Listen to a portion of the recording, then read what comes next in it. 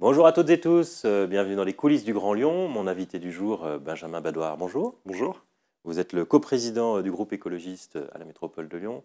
Alors un mot sur la campagne des européennes. Est-ce que vous en êtes satisfait quand on voit qu'il y a un an, toute la gauche vous suppliait de prendre la tête d'une liste commune et que là, à 3 jours du scrutin, vous pourriez vous retrouver en dessous de la barre des 5%? Je pense qu'on doit rappeler d'abord ce que c'est que cette élection européenne. C'est une élection bien particulière. Ce n'est pas une élection présidentielle où on doit avoir deux finalistes. Et donc souvent, il y a le sujet du vote utile, en tout cas vraiment d'avoir ces deux personnes en finale. Là, c'est une élection à un tour, donc on vote qu'une fois, et donc chaque voix compte. C'est à la proportionnelle. Donc en gros, si on a, donc il faut avoir 5%. Si on a 5%, on a plus ou moins 5 députés.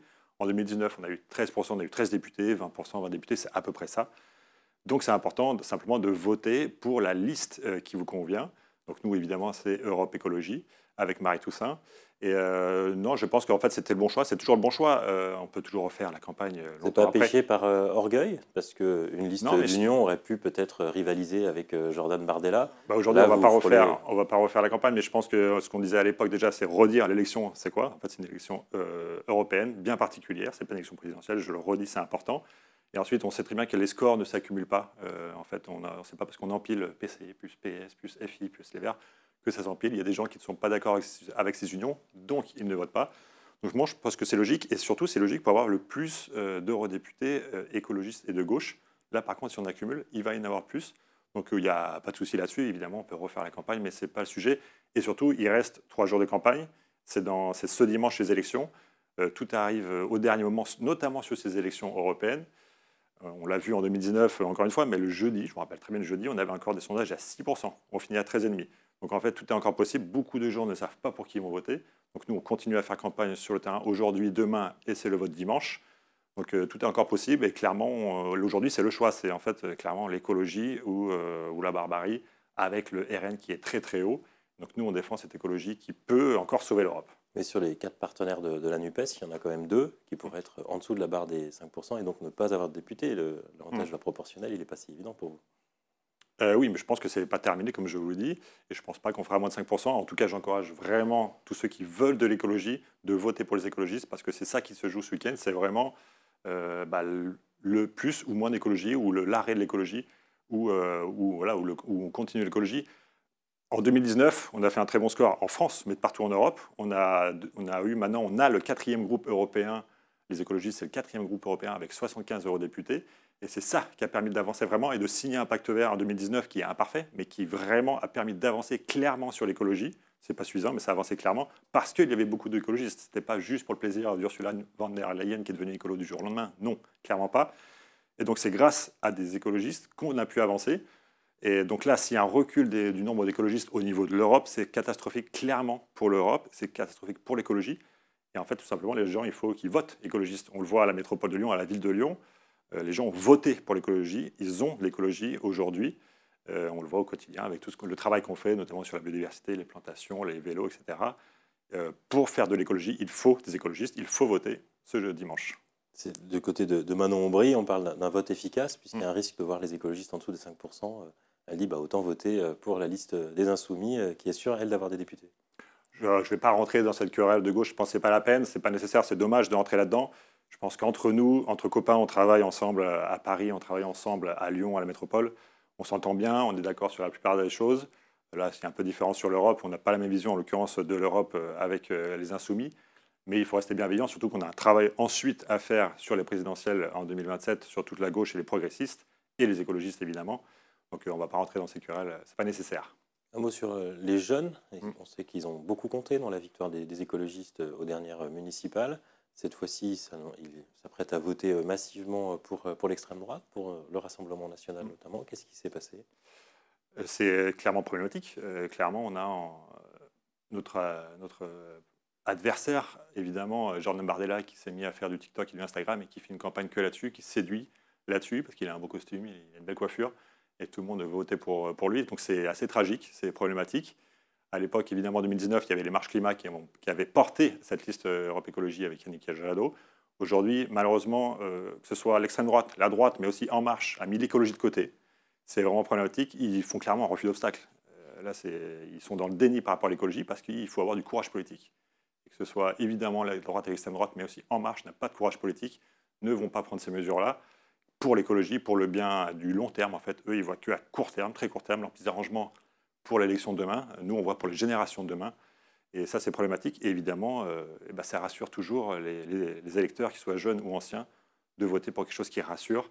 Et alors que nous, on dit que l'écologie, en fait, c'est pour du moyen terme, du long terme. Et voilà, donc c'est ça, cette difficulté. Mais sans les marches pour le climat, vous avez du mal à vous faire entendre. On a l'impression que c'est les manifestations pour la Palestine qui ont porté cette campagne finalement. Là, on entend un petit peu moins parler de ce sujet, et c'est peut-être problématique d'ailleurs, mais ça a porté cette campagne en partie. Mais nous, on a une vision globale, on parle de tous les sujets, on ne parle pas que de la Palestine, on parle vraiment de tous les sujets, et parce que c'est une campagne européenne. Donc on est là-dessus, on est sur la santé, on est sur la protection, on est sur la biodiversité, les conditions animales, l'économie évidemment, la fiscalité. C'est tous ces sujets qu'on porte au quotidien et pour l'Europe. Dernier caillou dans la chaussure en fin de campagne, c'est l'ouverture d'une enquête contre le maire de Grenoble, le premier écologiste à la tête d'une grande ville en France, Éric Piolle, qui aurait demandé à un de ses collaborateurs de reverser une partie de son salaire à la députée insoumise Élisa Martin, quand elle était sa première adjointe. Il y a besoin de réinventer une forme d'écrêtement pour les élus locaux? Là-dessus, on a peu d'informations. On a vu le canard là-dessus, on a assez peu d'informations. Clairement, c'est une surprise et pas une bonne surprise. Mais aujourd'hui, je ne peux pas en dire bien plus. On verra ce que la justice dit, tout simplement.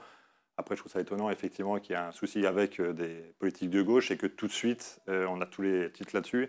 Alors qu'on a par exemple Laurent Wauquiez, qui il y a quelques jours, qui a eu encore des grosses problématiques, qui aurait truqué un marché au Puy-en-Velay. Quasiment personne n'en parle. Mais c'est peut-être logique pour la droite, et notamment pour Wauquiez, parce qu'il accumule les affaires avec le dîner des sommets, avec ses collaborateurs surpayés, avec ses plus ou moins emplois fictifs à Paris. Et donc ça devient normal pour la droite. Nous, ça nous arrive une fois et encore, il y a la présomption de licence, on verra ce qui se passe. Et tout le monde en parle, donc c'est aussi un petit sujet. Vous n'êtes pas les derniers à monter au créneau, à faire la morale à la droite sur ces affaires, à demander plus de transparence, notamment Laurent Wauquiez sur le dîner. Le fameux dîner à 100 000 là, euros. justement, là, c'est la même chose. La justice fera son travail, clairement. Mais vous ne pouvez pas demander à Éric Piolle d'être un peu plus transparent et au moins dire si est-ce que c'est vrai. Il a fait une conférence de presse où il n'a pas dit si c'était vrai ou pas. Et il le dira. Ça vous satisfait, sa conférence de presse où il dit je ne fais pas de commentaires? Et moi, je n'ai pas de commentaires non plus à faire. En fait, la justice va faire son travail et c'est effectivement un souci aujourd'hui. On va voir ce qu'il en est. L'autre souci que vous avez, ça va être avec le député Hubert Julien Laferrière, alors qui n'est pas membre des écologistes, mais qui a été rattaché à votre groupe. Vous préparez déjà sa succession ou s'il est blanchi, vous le soutiendrez aux prochaines législatives? Alors, on verra à ce moment-là. Et non, évidemment, on ne le soutiendra pas aux prochaines législatives s'il a ses soucis judiciaires. Et donc, on verra en temps voulu également sur ce sujet. Un mot sur la campagne au niveau local. On a l'impression qu'elle a été de faible intensité. Ça a été difficile de mobiliser les cadres des écologistes et les militants, alors que vous aviez personne de la région lyonnaise en position vraiment éligible sur la liste? On a effectivement en position assez haute Sofia Popov qui est sur la liste, avec Loris Dumas aussi, un jeune, c'est le plus jeune de la liste, qui a 19 ans. La campagne était assez bonne. Ils ne sont pas éligibles, ils sont effectivement un peu derrière, mais ils sont quand même en soutien et pas très loin non plus. On a fait, je trouve, une bonne campagne, malgré, là aussi, le peu d'enthousiasme médiatique, j'ai envie de dire, pour cette campagne, où, comme je le disais tout à l'heure, on ne parle que des présidentielles en France, mais en fait, il y a aussi d'autres campagnes extrêmement importantes. Et il y a très peu de relais médias quand même là-dessus, ce qui fait qu'il n'y a pas un emballement général. Après, moi j'ai été sur le terrain quasiment quotidiennement, et il y a quand même beaucoup de militants sur place, beaucoup de nos élus aussi qui ont été élus en 2020, qui font aussi la campagne. Et ça fonctionne, et je suis assez surpris positivement des retours qu'on a sur le marché. Ça fonctionne devant les écoles et autres.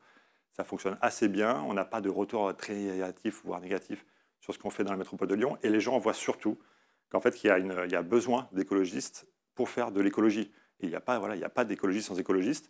Ils voient ce qui se passe à la métropole de Lyon et à la ville de Lyon. Les cantines bio, les plantations d'arbres à tout va, les pistes de vélo, le revenu social, solidarité jeune, etc. Ils voient que ça marche. Et donc là, l'idée, c'est que les écologistes, évidemment, on se met en avant par notre cohérence, notre clarté. Donc les politiques qu'on porte au niveau local, on les porte au niveau national, on les porte au niveau européen. C'est assez clair, il y a un programme et ça marche. Mais on n'a pas beaucoup entendu Bruno Bernard et Grégory Doucet dans cette campagne. Et pourtant, ils étaient là hier avec Marie Toussaint et on les a vus souvent. Grégory Doucet, j'ai fait un tractage hier avec lui hier matin. Donc si, ils sont bien présents, il n'y a pas de problème. Et on s'entend très bien d'ailleurs avec Marie Toussaint qu'on connaît depuis longtemps.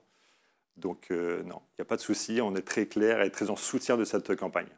Juste un mot pour finir, vous êtes membre du Bureau national des écologistes. chargé des relations avec la société civile, donc notamment les ONG. Qu'est-ce que vous avez apporté au programme des écologistes dans cette campagne? Il faut savoir que ce soit Marie Toussaint ou d'ailleurs moi-même avec le collectif Plein la Vue ou d'autres, on venait très souvent chez les écologistes issus d'associations ou d'organisations syndicales, associatives et autres. Et donc on connaît ce milieu très très bien. Marie Toussaint, c'est elle qui a monté l'affaire du siècle, qui a permis à l'État de faire recours contre l'État et de gagner contre l'État pour son inaction climatique. Donc on connaît très bien ces associations. Et donc on a fait un travail, moi depuis 1 an et demi, avec Marine Tondelier, la responsable, la secrétaire nationale des Verts, avec toutes les têtes de réseau, clairement, en fait, voir qu'est-ce qui nous rapproche et qu'est-ce qui peut nous diviser de temps en temps. Et avec Marie Toussaint, elle a rencontré plus de 120 associations et différentes structures syndicales, organisations en tout genre, lors de cette campagne. Donc il y a un vrai travail de fond avec la société civile qui n'est pas là pour se faire de l'argent, qui a simplement l'intérêt général comme but final. Donc on a monté ce programme ensemble. C'est un programme, je vous invite à le voir, il y a 171 pages, donc vraiment c'est très fourni, très travaillé. D'ailleurs, ça se voit, les résultats qu'on a dans les différents classements, plein d'ONG font des classements, les écologistes sont toujours les premiers sur tous les domaines environnementaux, voire même sociaux. Donc il y a vraiment un suivi. Moi, je fais ce travail-là depuis 1 an et demi avec Marine Tondelier, et Marie Toussaint, qui l'a commencé il y a de longues années, l'a continué avec cette campagne. Benjamin Badouard, je vous remercie. Merci à vous. Et puis moi, je vous rappelle les élections européennes ce dimanche, et je vous dis à demain pour une nouvelle émission des coulisses du Grand Lyon. Et votez écolo.